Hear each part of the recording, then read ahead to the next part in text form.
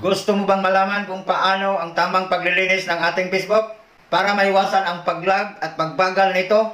At minsan iyon ang dahilan na mag-e-error at hindi tayo makapag-upload ng ating mga video sa ating Facebook. Dito natin linisin sa ating Facebook. Sundan mo ako. Itap natin ang Facebook apps. Itap natin three dot, blur icon. Then scroll tayo pataas. Dito hanapin natin ang browser. Dito sa browsing activity, makikita natin dito sa ibaba ang cookies and cache.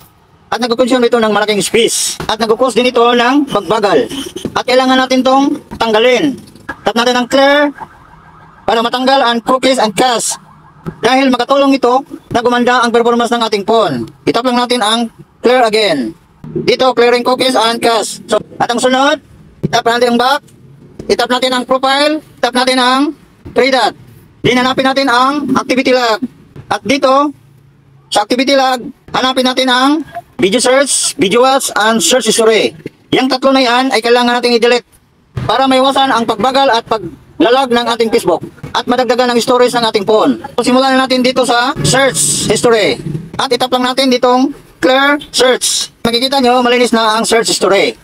Next natin ay itap natin ang video watch. The same procedure, itap din natin ang clear video watch history.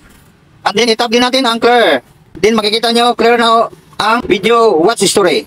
Last ay video search. Itap natin ang video search. Kung nakatulong ang video na ito, please don't forget to like and share. And follow Dabjar Vlogs for more tech tips.